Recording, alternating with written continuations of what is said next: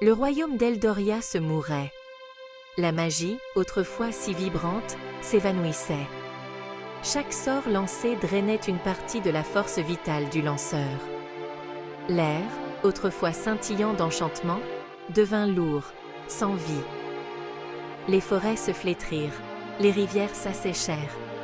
La terre perdait sa magie, et l'espoir s'estompait avec elle. Amara, une jeune magicienne aux yeux couleur de mer, ressentait le fardeau de son monde mourant. Elle avait été témoin du déclin de la magie. Son propre père, un puissant sorcier, s'était éteint, sa force vitale consumée par une tentative désespérée de guérir la terre. Amara jura de trouver un moyen de restaurer la magie d'Eldoria. Elle ne laisserait pas son monde mourir. Amara était différente des autres mages. Elle possédait une résistance rare, une force d'âme qui lui permettait de supporter le drainage de la magie mieux que quiconque. Cette force, couplée à sa détermination inébranlable, faisait d'elle le dernier espoir d'Eldoria. Elle se plongeait dans d'anciens textes, ses doigts traçant des glyphes effacés.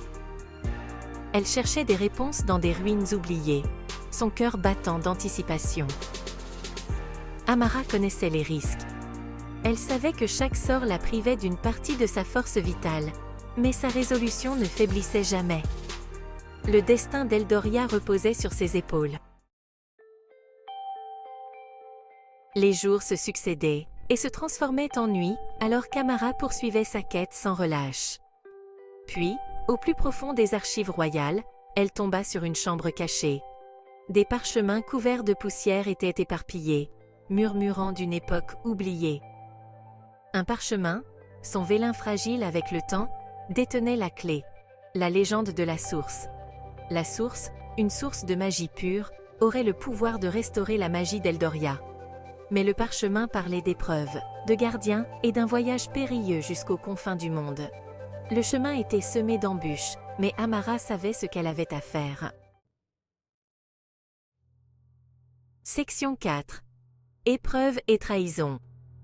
Le voyage d'Amara fut semé d'embûches. Elle fit face à des créatures monstrueuses, déformées par la magie déclinante, leurs yeux brûlants d'une faim désespérée. Elle traversa des paysages traîtres, la terre elle-même gémissant de douleur. Mais les défis physiques n'étaient rien comparés aux trahisons auxquelles elle dut faire face.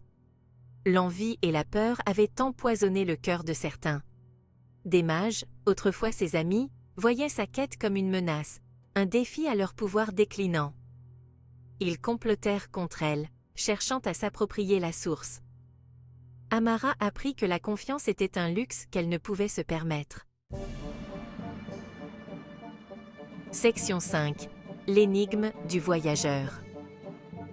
Alors que le voyage d'Amara devenait de plus en plus périlleux, un étranger émergea des ombres. Il se faisait appeler Kaelen, un voyageur aux yeux aussi vieux que le temps et au passé entouré de mystères.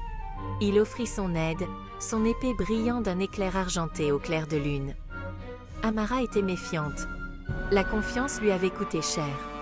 Mais la connaissance de Kaelen sur la région et sa capacité à anticiper le danger s'avérèrent précieuses.